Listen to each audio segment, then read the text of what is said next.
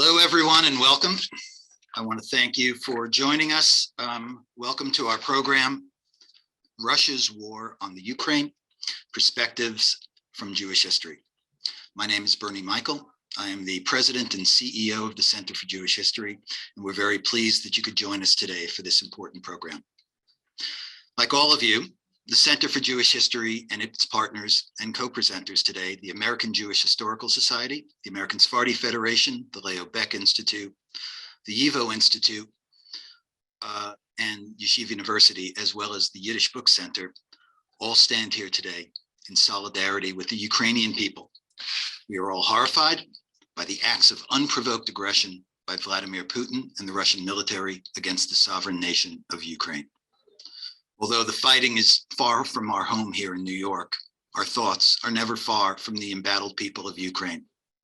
At a time when truth is mocked and distorted and twisted in an effort to subvert national sovereignty and democratic rule, we see the role of the Center for Jewish History and its partners as more important than ever. The repository of the world's largest collection of historical materials documenting the modern Jewish experience, the Center seeks to present to the public truthful, original historical documentation of relevant events.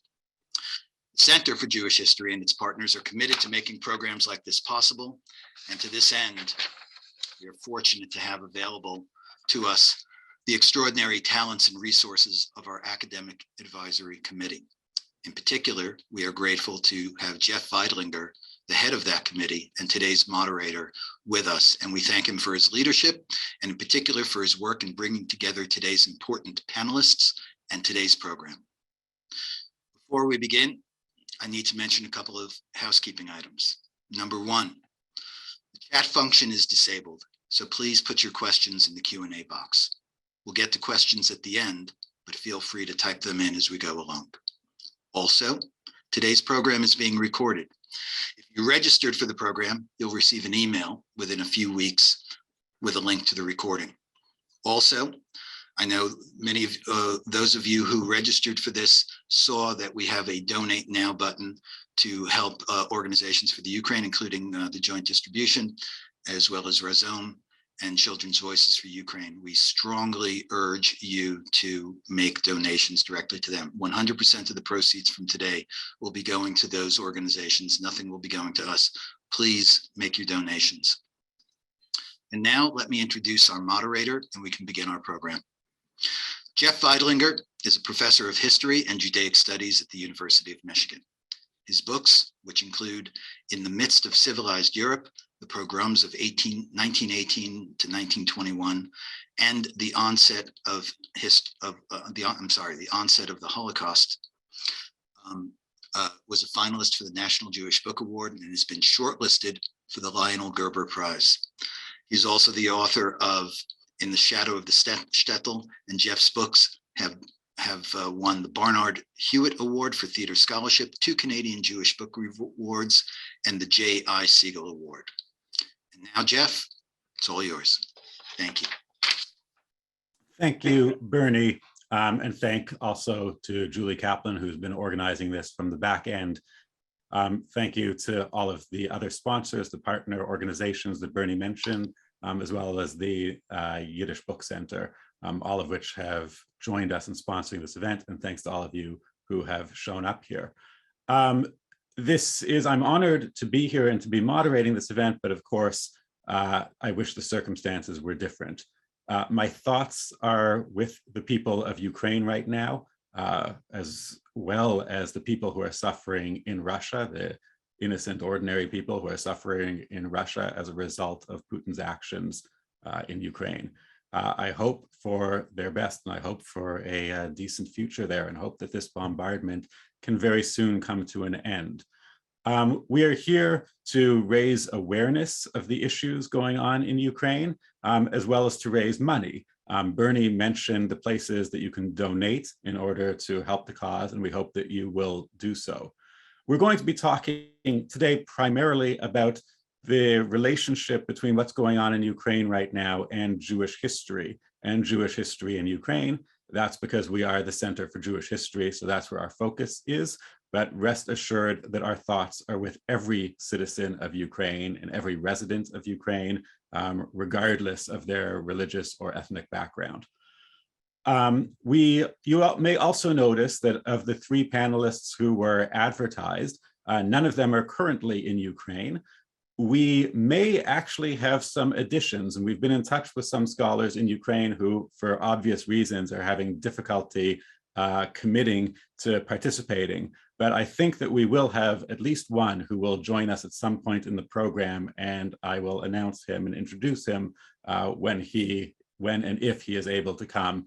Just half an hour ago, he was able to come, but now, because of the situation, he is actively fighting in Kiev. And because of the situation, he's not sure he will be able to join us. So we may be interrupted. And it's Vitaly Chernoivanenko is his name. And I will introduce him more fully when and if he is able to join us in the end.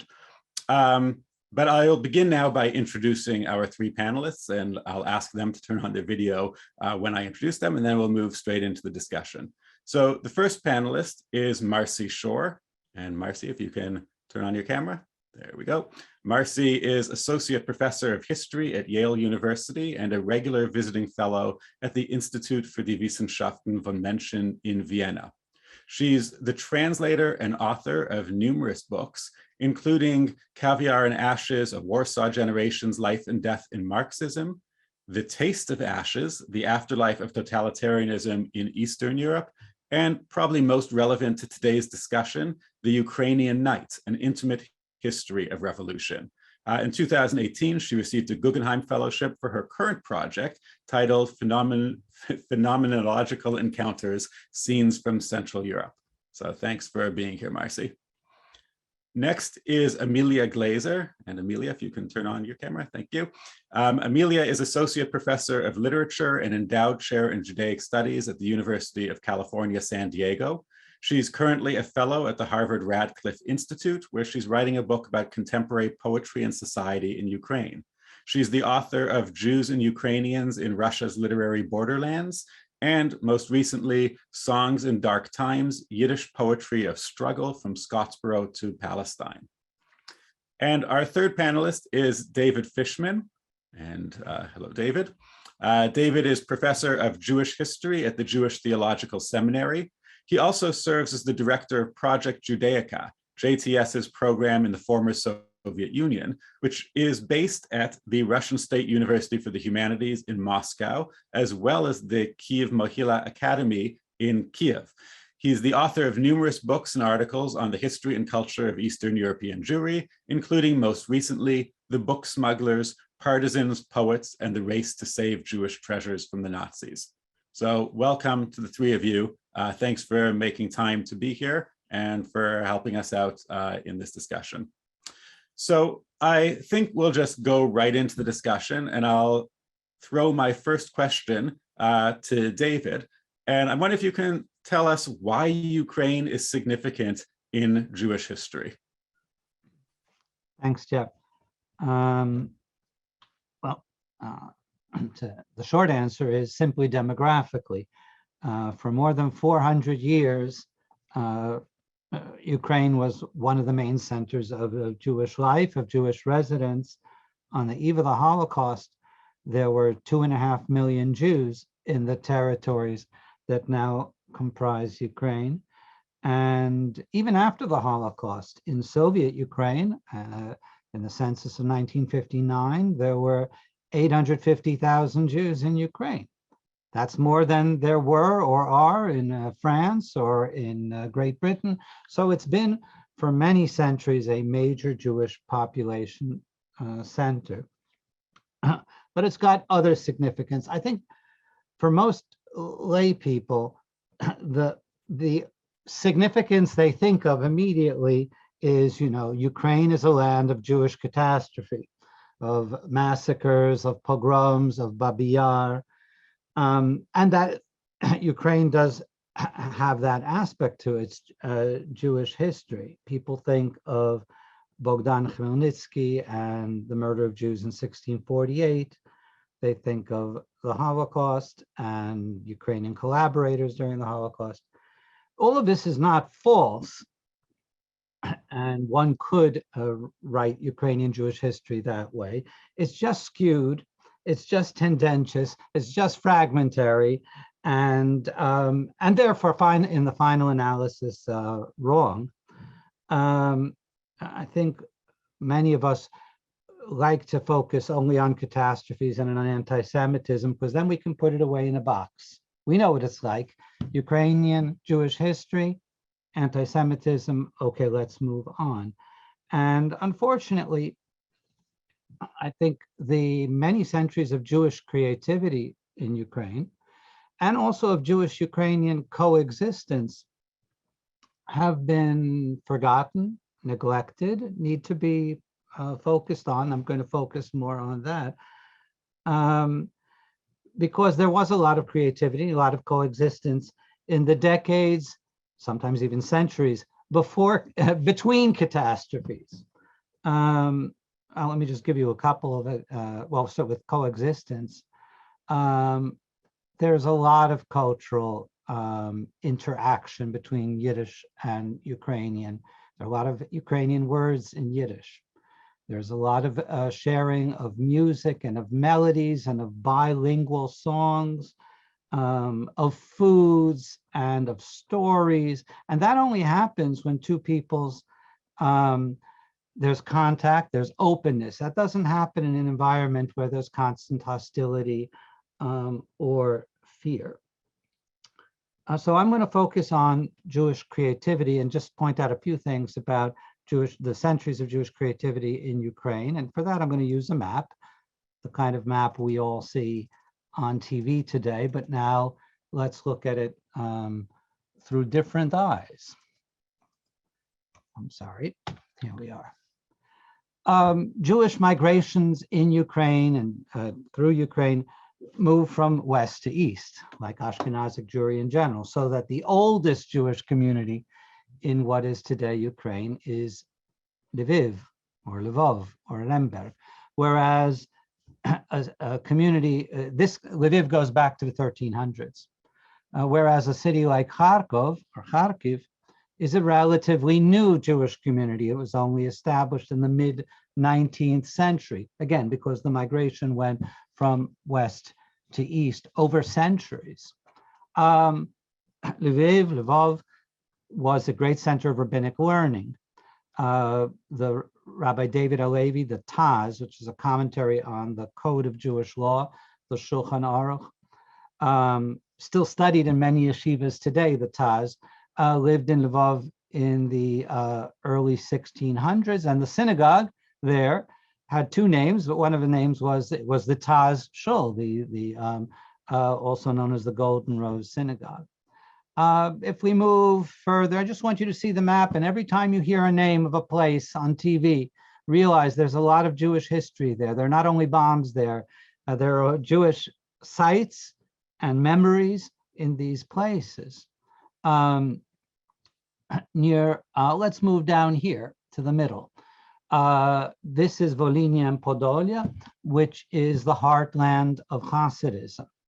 Israel Baal Shem Tov, the founder of Hasidism, lived here, as did his disciples.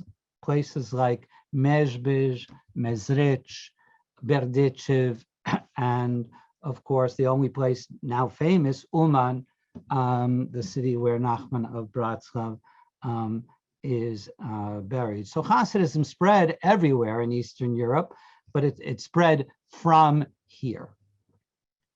Moving down to the south, Odessa, the port city of Odessa, a growing Jewish community in the 19th century. And it's very different than the things I described to you till now. It's the center of modern Jewish culture, modern Jewish intellectuals. In the late 19th century, this is the home to the Hebrew poet Chaim Nachman Bialik, to the great Jewish historian Shimon Dubnov, to the Zionist thinkers Achad Ha'am and Vladimir Jabotinsky, and this group, which was even actually much larger than those four names, is known as the Chachmei Odessa, the Wise Men of Odessa, who really created modern Jewish culture in many spheres of life. If we move on, and I'll do just one or more, can't do every city. Kharkiv, actually, as I said, a new Jewish community, but with a university town and with a lot of Jewish university students in the late 19th century. It's the birthplace of Bilu. Many of you may have heard of Bilu. It's the organization of the very first Zionist pioneers to the land of Israel who left in 1881. So in many ways, settlement of the land of Israel begins from Ukraine in general, but specifically from Kharkiv. Last but not least, Kiev, the capital. And again, I'm just bringing out some almost random associations. For me, I have two associations with Kiev in Jewish history, other than Babi Yar, of course. One is it's Shalom Aleichem city. Shalom Aleichem, the great Yiddish writer, spent most of his adult life there, wrote about Kiev, loved the city. And there's a monument, a statue. I don't know if it's still standing, but there was, until this war, a statue to Shalom Aleichem in downtown Kiev. To jump some history, because there is Jewish history in Ukraine after World War II. It didn't end with the Holocaust. Let me mention that maybe you could say the Soviet Jewish movement, the struggle for Aliyah, the struggle to leave the Soviet Union, began in Kiev with a young man named Boris Kochubeyevsky in 1968, who wrote a letter called Why I Am a Zionist, a demand saying, I am a Jew, I want to live in the Jewish state. That is the first major letter of protest of many that will come to demand the right to leave. And that was a young man, an engineer in Kiev. I'll only mention one or two last features, and then I'll stop, which is, first of all, before the Holocaust, Jewish residence in Ukraine was quite dense. A city like Odessa, at its peak, was 35% Jewish. In the late 19th, early 20th, the Jews were the single largest ethnic group in Odessa, more than Russians, more than Ukrainians. Even a smaller place, but still a city, Berdichev, with 50,000 residents, was 80% Jewish. So that stands out as the intensity and density of Jewish life. The last thing I'll mention is Ukrainian Jews, or as they called themselves in the 19th and early 20th century, Southern Jews. They distinguished themselves from the Litvaks in the north. Their self-conception of themselves, and therefore the stereotype we have of them is, but they're folksy, they're authentic, they're down to earth, unlike those snobbish Litvaks in the north. They're in touch with nature, and unlike those urban intellectuals, again, the Litvaks in the north. They love Yiddish, as opposed to, again, the Hebraist Haskalah in the north. So I guess the paradigmatic Ukrainian Jew is Tevye Shalom Aleichem Tevye there, who fits all of those parameters. And I would just say, to finish it up, that this is not just history, there is a kind of legacy. I've spent a lot of time in Moscow, I've spent a lot of time in Kiev, and there is a difference between Moscow Jews and Kiev Jews. And many of these features of Ukrainian Jews unconsciously even live on in them. Thanks, David. Really appreciate that overview. I'll just add, I see there's almost 500 people listening to this right now. And as far as the significance of Ukraine to Jewish history, I would add that I'll bet a good percentage of those people can trace their origins to Ukraine. And many of them may think that their origins are in Russia or Poland because their grandparents or great-grandparents, whatever the case may be, may have said they came from Russia or they came from Poland. But there's a decent chance that those territories are part of current Ukraine, or for that matter, Hungary. or Romania, there's a decent chance that, that those territories are currently in modern-day Ukraine. I want to turn to Amelia Glaser and ask her, I mean, David has mentioned a little bit about interethnic relations and relations between Jews and Ukrainians, Jews and non-Jewish Ukrainians during this longue durée history. I want to ask you if you can expand upon the relations between Jews and Ukrainians. I know you've written on that topic, and I understand you also have some poetry that you would like to share with us, which would be wonderful as well, since you're working on that now. So Amelia. Yeah, thank you so much. And I'm going to go ahead and share my screen now so that I don't have an awkward screen sharing moment when I try to, actually show the poetry. So I'll just share a slide quickly with a few people that I was going to cite. All right. So, I mean, as we know, and as David has reminded us now, Ukrainian Jewish history is mixed. There's a lot of cross-fertilization, important cross-fertilization. It's a history that has been fraught and even violent, and there's absolutely no reason to whitewash that part of history. What I find remarkable about Ukraine today is that Ukrainian identity itself has undergone an important collective and very reflective act of self-examination. Benedict Anderson, back in the 1980s, wrote about how communities imagine their identities. And what is much harder to do is to reimagine an identity once it is firmly ingrained. Ukrainians have been reimagining identity. There's been a very noticeable shift since 1991, but especially since the 2003-2004 Maidan, or Revolucja Hidnosti, Revolution of Dignity, in the way that Ukrainians talk about being Ukrainian. If after 1991, this was an ethno-national category, being Ukrainian meant that you were somehow racially or ethnically Ukrainian. Your parents might have taught you Ukrainian. You might have, a religion that connected you to Ukrainian Christianity, whether Orthodoxy or Catholicism. This has shifted to a civic category. Ukrainians have begun to talk about Ukrainianness as a matter of citizenship. If you are a Ukrainian passport holder, even if you were not born in Ukraine, you can be a Ukrainian. And in fact, you should be a Ukrainian. And political scientists have measured this empirically. I'm sharing with you a slide with a quote from first the poet Mariana Kijanowska, who noticed around 2014 in an interview that after the Maidan, it became clear that when we were talking about us as Ukrainians, this was a kind of multi-level I. There were many different versions of personal history that fed into being Ukrainian.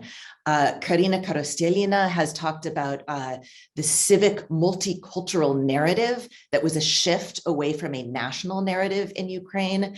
Volodymyr Kulik, a political scientist in Kyiv, has talked about how after the Maidan, many people felt both a stronger attachment to Ukraine and an alienation from Russia. And Kulik has even measured this, noticing that more Russian speakers have called themselves Ukrainian since 2014 than they did before.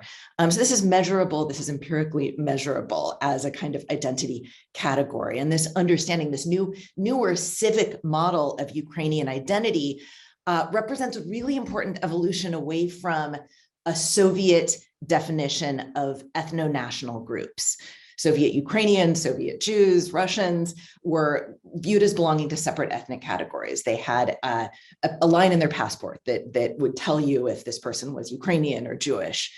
And ethno-national difference, of course, for very understandable reasons, remained important after 1991, after the breakup of the Soviet Union. And we still see this in rhetoric in independent Ukraine in the early 2000s. President Yushchenko bestowed this title of Hero of Ukraine on Bandera, which was a move that some people welcomed, but many people were very critical of. Even Petro Poroshenko, who became the president of Ukraine after the Maidan, ran for re-election on a platform of army, faith, and language. And the fact that he was defeated, yes. I just want to interrupt you because I see Vitaly has just joined us. Fantastic. Shall I step aside and I can come back to what I was saying after Vitaly? Yes, yeah. Perfect. Just so I know that Vitaly's time is very sensitive. Yes, I absolutely. understand I will he may pick up not where be I left able off. to. He may not be able to be showing his face because of the situation he's currently in. Can you hear me though, Vitaly? And I will introduce you if you can hear me. I see he's here. Well, let me introduce him, and hopefully he can work out the microphone right now.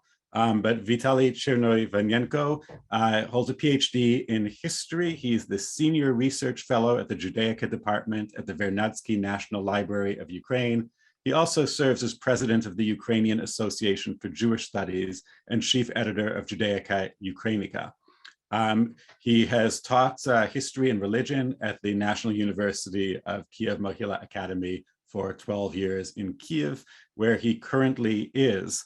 And we are really grateful to him for being able to participate. I hope he is able to participate, and wish him the best and safety from where he is. Can you hear me, Vitaly? I'm not sure. Okay, I'm going to, maybe I'll turn things back to you, Amelia, for a minute.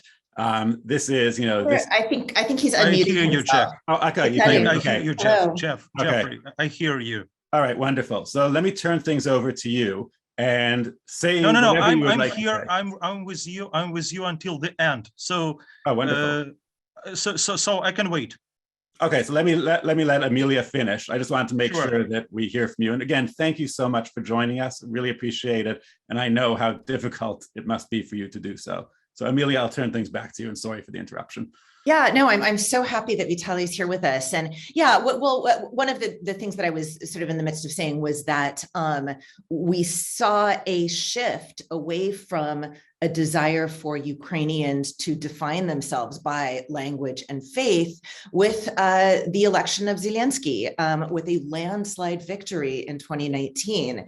And I think this says a lot about the electorate, who no longer was necessarily interested in a Ukrainian identity category that was based primarily on an ethno-national category, but rather wanted to have a much more inclusive category of Ukrainianness. Another part of what I have observed since the Maidan is a desire among Ukrainians to look very closely at past moments of history and even of ethnic violence as Ukrainian tragedies. And one thing that I've seen is a large number of poems being written, not necessarily by Jewish Ukrainians, but by Ukrainians of various backgrounds about Babyn Yar. Recently, the Harvard University Press, the Ukrainian Institute's publication version of the press, has published an English translation of Mariana Kianovska's long poem, book-length poem, Babyn Yar in Voices, in Oksana Maksimchuk and Max Rozachinsky's translation. You see these non-Jewish Ukrainians like Kianovska, and Kianovska has made very clear that she does not at all identify as Jewish, that she is writing as a non-Jewish Ukrainian about Babyn Yar. And we see this desire to talk about tragedies, Jewish tragedies on Ukrainian soil as collective tragedies. So I'll just read you this excerpt of Kianovska's poem. Ivan says to Nava, "This place resembles Babylon, except what's getting mixed are not languages, but silences, bones. Even though bodies are kept separate, I, for one, hang on to my folks from 33, you to your newcomers from 41. And quickly, I'll just read this excerpt in Ukrainian to get the language in your ear. Ivan каже, Нави, дивися, це місце немов Вавилон, але тут у нас перемішано не мови, а мовчання і кости. Хоча деякі не перемішано я зі своїми із 33-го, ти зі своїми із 41-го, ви тут були новенькі. So we have this really interesting juxtaposition here of the tragedy of the Ukrainian people under the Soviet Union, the Holodomor, or the Ukrainian famine, which reached its height in 1933, and Babyn Yar, of course, the massacre of up to around 100,000 Jews in a pit just outside of Kyiv in 1941. And the fact that these tragedies are being read side by side, I view as Kianowska urging Ukrainians to take on Babyn Yar as part of a history of Ukrainian collective trauma. In 2021, very recently, a much more controversial contribution to the discussion of Babyn Yar came from the filmmaker Sergei Loznitsa, who presented Babyn Yar and the Nazi massacre of Jews in Kyiv alongside the fringe Ukrainian nationalist movement in the western city of Lviv. This was a highly provocative gesture. It was very controversial, but the fact that this film was discussed so broadly, it was not quashed by the Ukrainian government, shows that there is a desire to talk about even Ukrainian culpability at moments of tragedy. I wish the United States had the same kind of re-examination of ethnicity and of ethnic violence in the past. Others have written about Babyn Yar also in the context of multiple tragedies. The poet Iya Kiva, who's originally from Donbass and moved to Kyiv as a refugee in 2014, has written about her own mixed Ukrainian and Jewish origins. And this is just a couple of excerpts from one of her poems. She begins one of these poems: I live between Babyn Yar and the Syriets concentration camp. Every day as I return home along the road of death, I find myself in pre-war Berdichev. And this is a poem that she wrote in Russian, but Kiva is a poet who writes increasingly in Ukrainian now and publishes most of her poetry now in Ukrainian. She is one of several poets who has made that switch. So that's just to give you a little bit of a sense of the kind of conversation that's taking place now. Ukraine is a place that is highly multi-ethnic historically, but the fact that it is very carefully going through this difficult process of re-examining identity helps to explain the strength of this country. Thanks so much.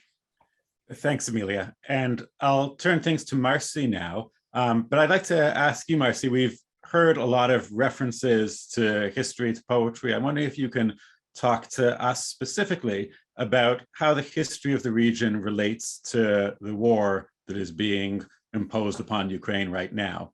And maybe in connection with that, you can answer one of the questions that's come up in the Q&A, which is, we've heard this reference to Maidan. What exactly is Maidan? So maybe you can answer that and tell us and try to connect that to the history, and then we'll turn things to Vitaly for our last round of comments. Yes, I would be happy to, but should we let Vitaly go first? Because I'm concerned about his time and I want the audience to be able to hear from him. But Vitaly, would you like to go if first? If Vitaly is ready, Vitaly, would you like to speak? No, it's okay. I would like to hear Marcy before. Okay, that's very sweet. We're all very worried about you. It's amazing what can happen in the age of the internet, how like anxiety and also good wishes can spread all over the world in real time. Yes, I would like to follow up on what Amelia said and kind of reinforce that perhaps with a very brief history of the Maidan. So for those of you who are listening who are not familiar with the story, Maidan is a square. You know, it is the independent square in the center of Kiev. There are also smaller Maidan city squares in other cities. It's a very large city square. It's a complex geographical space. Many things are possible there. It is now also used to refer to the revolution of 2013, 2014, which took place above all in the Maidan. And the very short version of a very long, complex story is that the gangster president of Ukraine at the time, Viktor Yanukovych, who was brought into power after having been thoroughly discredited with the help of Paul Manafort and a slick Washington PR makeover, was a brutal gangster, but nominally leading Ukraine onto a path of European Union integration. That was of particular value, of course, to a young generation, a new generation for whom the question of whether or not Europe was open to them meant everything. There was an association agreement with the European Union that was set to be signed on November 21st, 2013. At the 11th hour, at the very last minute, it seems under pressure from Putin, Yanukovych declined to sign the agreement.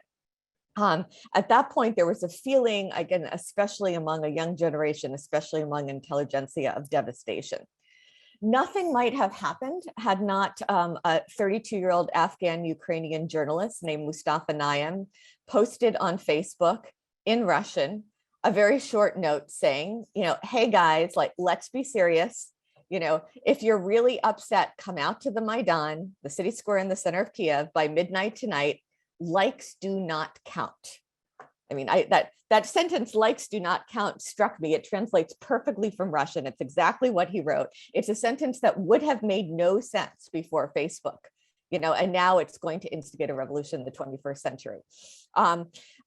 Several hundred, a couple thousand people come out, primarily, but not exclusively, young people, students. They're not interested in language politics. They're not interested in ethnic politics. They're not interested in religious difference. They're not interested in opposition to political parties. Their slogan is Ukraine is Europe. They want Europe to be open to them. This is their future. They're completely peaceful. They hold hands, they dance, they play music. They're there night and day for about 9 days. It might have just filtered away had not Yanukovych 9 days later decided to send out his riot police to brutally beat up the students.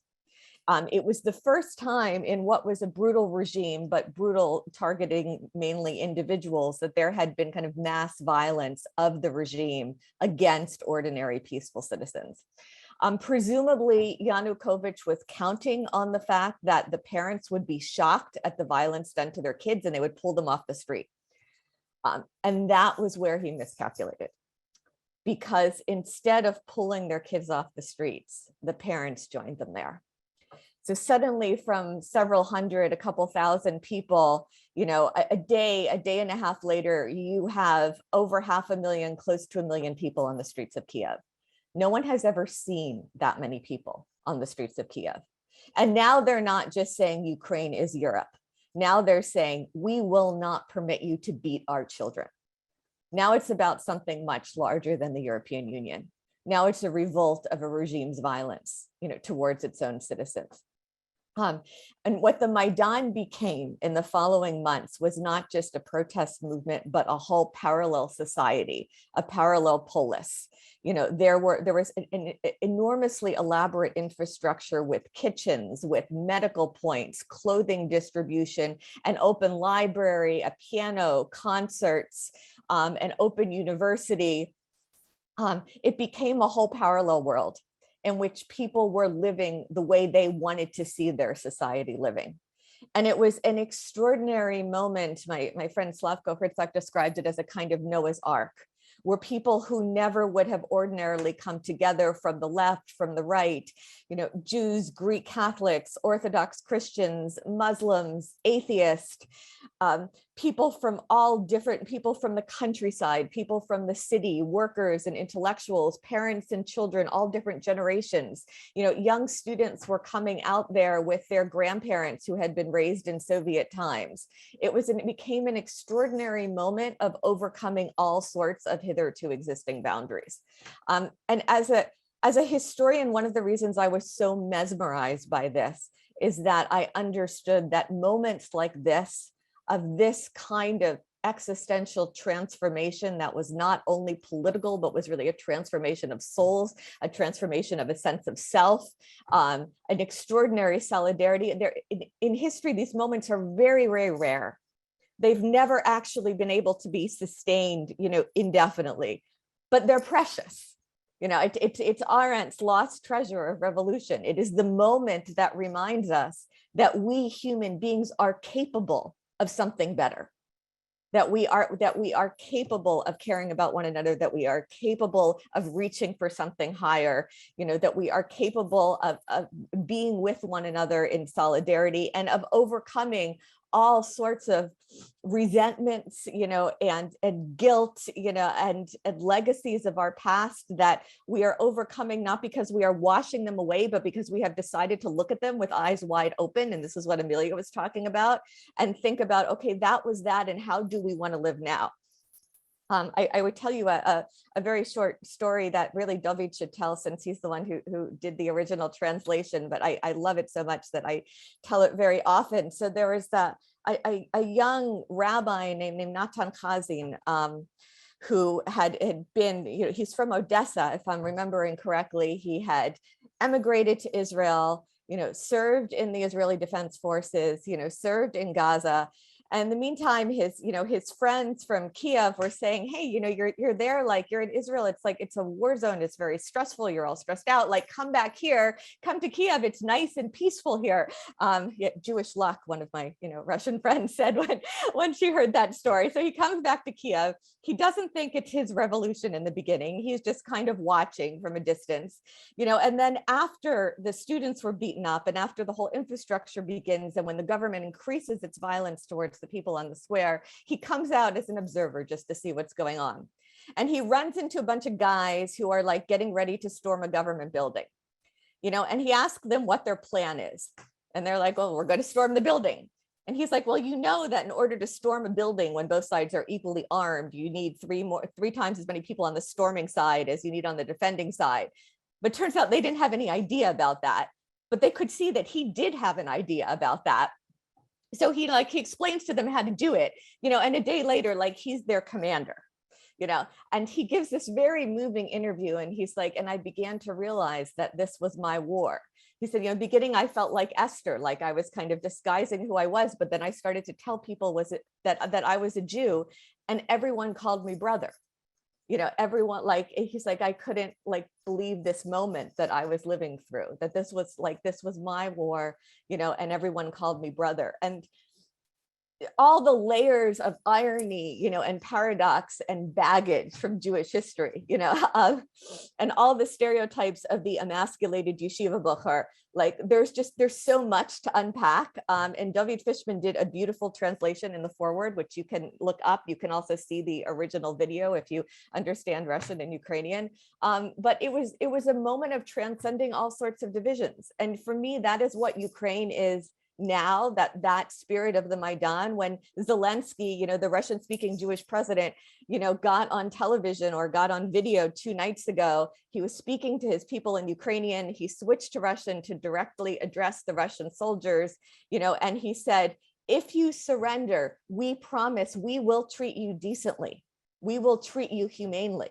That is who we are. We are not like your army, and that's why Ukraine deserves to be Ukraine. That's why Ukraine deserves to be its own country, not because of some ethnic difference between Ukrainians and Russians or some kind of historical something or other. Ukraine deserves to be its own country because it has come of age as a society and done something absolutely remarkable, created a civic spirit. These are people who have decided they don't want to live under Putin's neo-totalitarianism. Okay, I'll stop my little rant there and let other people talk. Thanks, Marcy. So let me turn things to Vitaly and say, first of all, Vitaly, I've long admired the work that you've done in promoting Judaic studies and Jewish studies in Ukraine and your own scholarship. Now I can add to that my admiration for your role in defending democracy, not only in Ukraine, but Ukraine is right now at the forefront of the defense of democracy through the entire world, because I know where Ukraine goes, the rest of the world will go. So I thank you for defending democracy throughout the entire world as well. And I also thank you for being here on short notice during the difficult circumstances that you are here. So let me turn things over to you and ask you to first maybe describe what's going on around you. And then I'll let you add what you would like to add, anything about the situation of Jews in Ukraine or Jewish history in Ukraine, or whatever you would like to say. I turn the floor to you. Thank you, Jeff. So first of all, many thanks, friends, for inviting me. Thank you, Jeff. Thank you, Amelia. Thank you, Center for Jewish History. First of all, I would like to share one picture with you, if you allow me. Absolutely.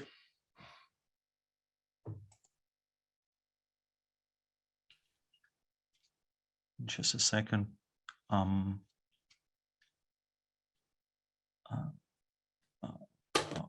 Okay.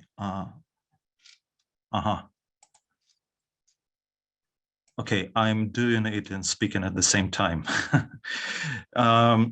Thank you much for your valuable speeches, Marcy, Amelia, and David. Do you hear me well? Yes. Unfortunately, I missed David's speech, but so much anyway. So you are doing very important things for Ukraine right now and right away. And what about myself? I'm trying to share the picture at the same time. I'm sorry. If you can send it to me, I could share it if that's going to be easy. Jeff, I sent it to you. Oh, you did? An hour ago. Yeah. Oh, is this you in front of the Center for Jewish History? Is that the one? Absolutely. Yeah. Okay. Yeah. So you talk and I'll get that. I'll figure out how to get that on the screen. Okay. Okay. Thanks. So I guess we have many listeners. Yeah. Yeah. And thank you very much to everyone who joined this this event. Some of you know me, some of you don't know me, but let me just I can tell a few words about my person. So my name is Vitaly Chernoivanenko. As Jeff introduced me, I'm the president of the Ukrainian Association for Jewish Studies. I'm also chief editor of Judaic, the peer-reviewed journal in Jewish studies. And from 2020, I'm a research fellow at the Department of Judaic at the Vernadsky National Library of Ukraine. I'm very proud of my current affiliation, you know, because there is no much time to speak about it, but my colleagues, of course, know that this is one of the biggest collections of Jewish books and manuscripts in the world. Oh, thanks. Do you see this picture? Should be there now. Okay. that was 2016 when I visited the Evo Institute and the Center for Jewish History. That was a great moment for me. I was there twice, and I still believe that there would be there will be many other possibilities to come to this important center of Jewish studies in the world. So let me back to my person and the situation here. So, you know, I said before, I said it to Amelia and Jeffrey, that I'm not going to speak about Ukrainian Jewish relations, the history of these relations. Let us have other possibilities for such specific topics and professional topics. Let them have in some better future. But now, what can I say? That we don't think about conferences. We had and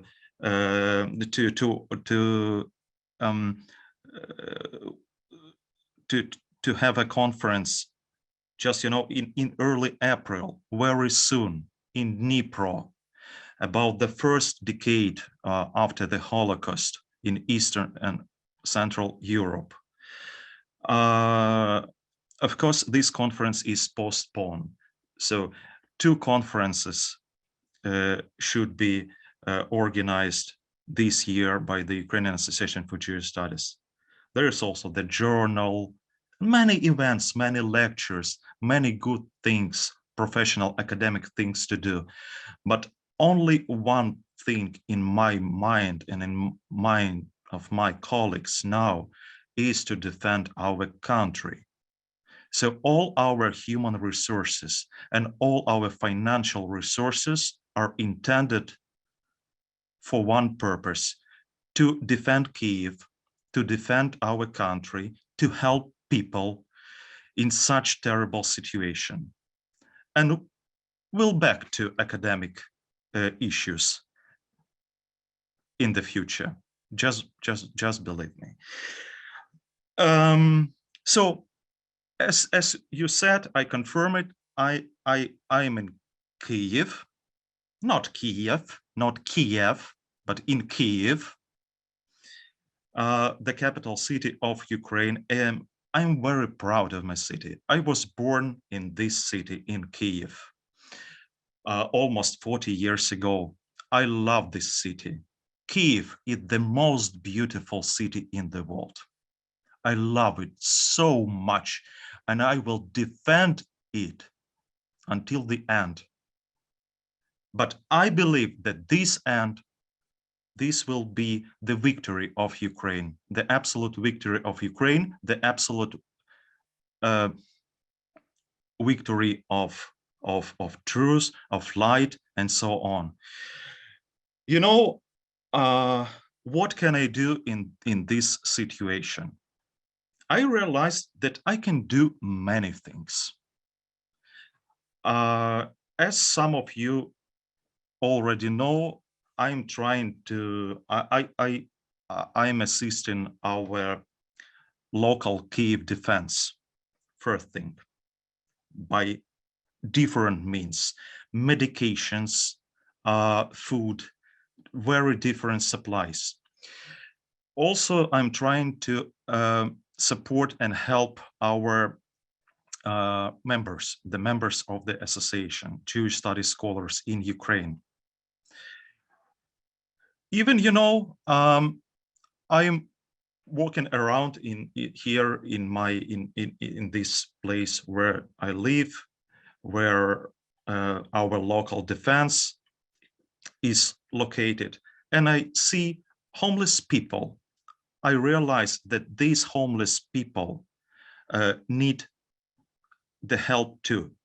So all my soul and all my heart is only for one purpose, as I said, to help people. Some of my friends wrote to me, "We're proud of you. You're a brave guy." Thank you so much. But now I'm not a brave guy, because first of all, I'm doing what I'm doing. I'm doing the same that thousands and millions Ukrainians are doing. They are doing the same at the same time. So I'm not brave. This is, you know, there are moral terms and ethics. This is just a moral duty of mine and nothing to add. The current situation is getting a bit worse during last days. So 2 last nights were very terrible. So I saw the Russian missile in the sky. Fortunately, it was this attempt was failed. But you know, unfortunately, we still don't have such defensive systems, for instance, like Israel, for instance, has.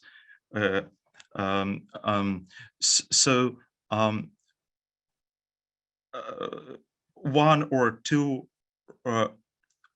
missiles of 10 or 20 could reach our living houses, and some of these houses were destroyed during last days.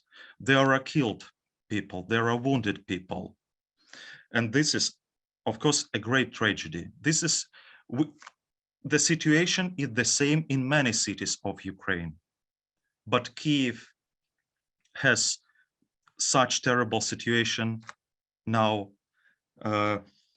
So this is a story of Kyiv as well. Friends,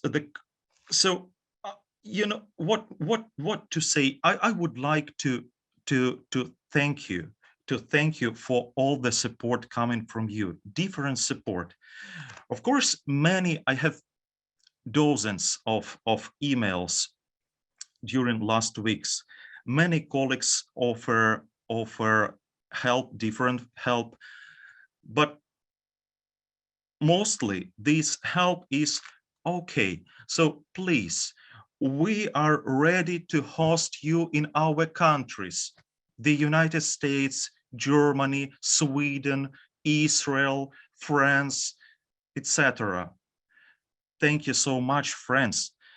Personally, I know only several colleagues who left the country. Maybe some of you don't know, but men 18 to 60, at the age from 18 to 60, cannot leave the country, are not allowed to leave the country. For me, I'm not allowed to leave the country, but I also don't want to leave the country. So I know several colleagues, and of course, we're sharing this information with them, no worries.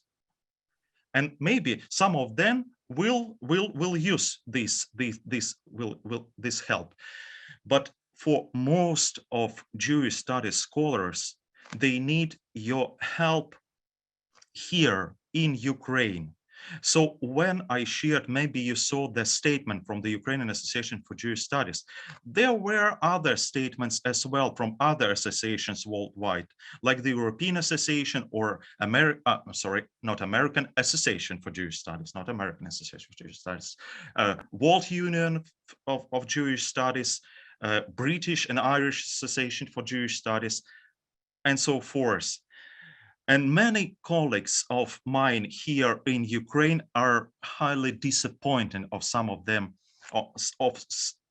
some of these statements, because they find them very neutral and weak.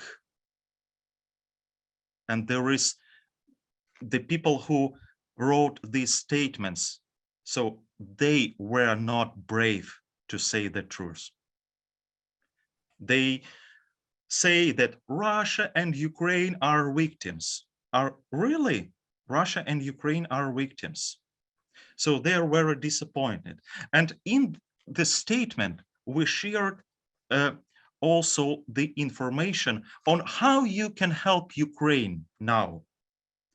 And there were different accounts for military forces of Ukraine, for different groups in Ukraine who very need help now.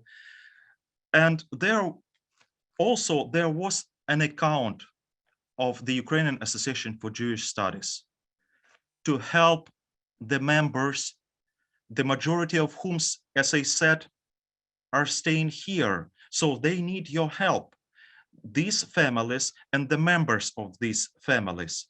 So can you imagine, I checked with these accounts a few days ago, yesterday, yes, the last time. So there was $0, €0, and 0 British pounds. And I sent my email to almost to all Association of Jewish Studies worldwide, and to many colleagues, more than 200 email addresses worldwide. So I urge you to help Ukrainian Jewish studies scholars here in Ukraine, to give them all the support, including the financial support. It's very important. So thank you much for all positions, affiliations, scholarships, and so on. It might be, again, it might be helpful for some of the colleagues, maybe for a few or for several. Now, you understand, I speak only about Jewish studies scholars, not all the scholars of Ukraine, okay?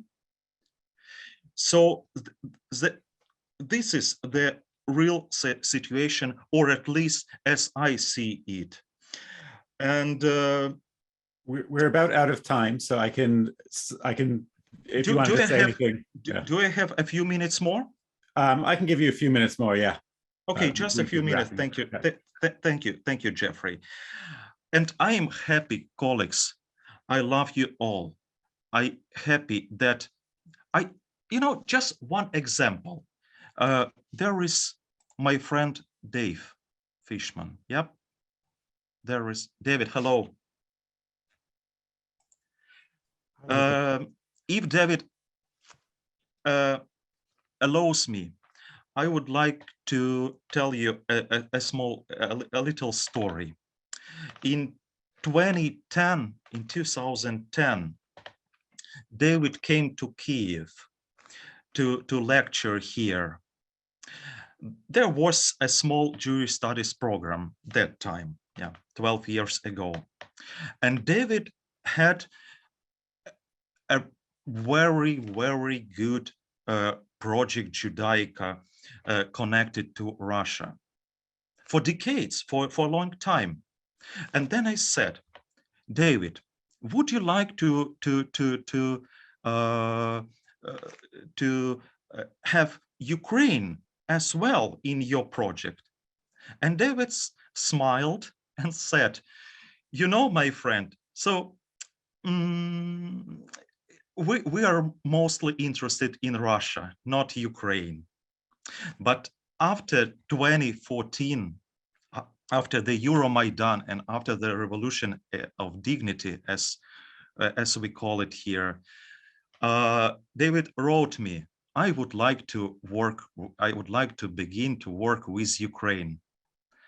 And that was a very good transformation. This is an example, transformation in mind, when it's not only, it's okay, I understand. So no, I don't criticize this, but this is a story about many colleagues and many academics and many people worldwide, including the United States.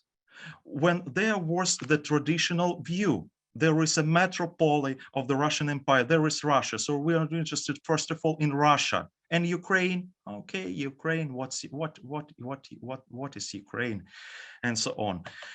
So I see this shift, and I very hope that soon we'll have a great interest in Ukraine. We already have this great interest in Ukraine, and it will become much deeper. I hope so. And at the very end, if kind Jeffrey allows me as well, I would like just it can take a minute. I would like to read a poem by Tarashivchenko, if you allow me.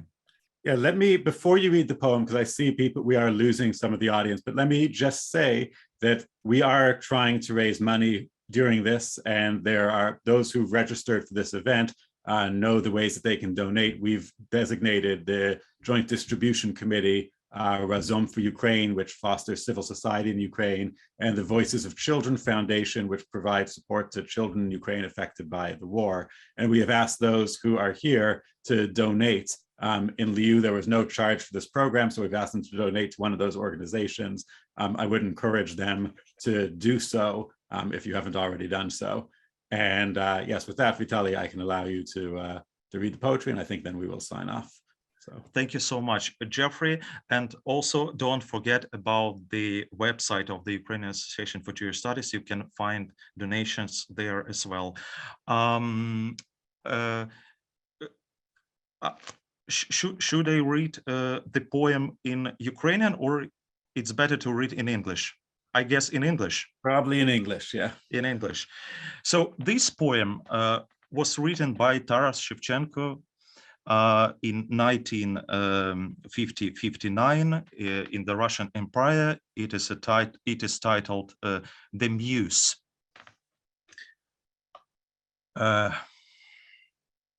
O so most chaste and holy maiden, O Phoebus, the beloved young sister, you took me when I was a child and carried me into the meadow.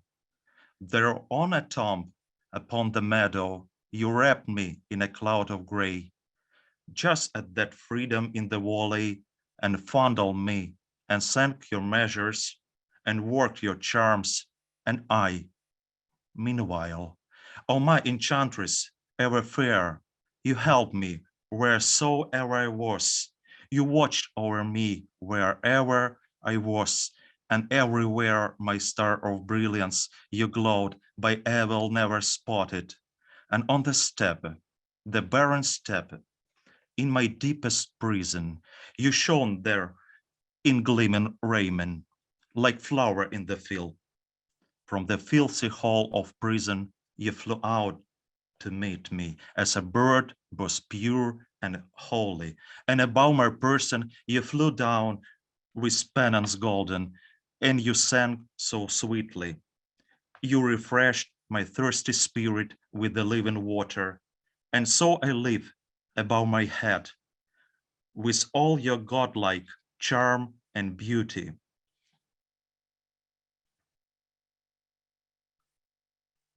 Do you hear me? Yeah, yeah, thank you. That's No, it's not, continuing, yeah. Thank you. And so I live above my head with all your godlike charm and beauty. You blaze forever, star of heaven. You will receive me, cherubim, reward six-winged seraphim, my holy counselor adored, my fate which leads me since my years. Do not forsake me, and at night, in daytime, evening, and the morning, be with me ever, teach to me with my sincere and truthful lips to tell the truth. Then help me to send a prayer unto my end. And when I die, my sacred friend, my loving mother, place your son within his small and narrow casket and show at least one little tear in your immortal holy eyes.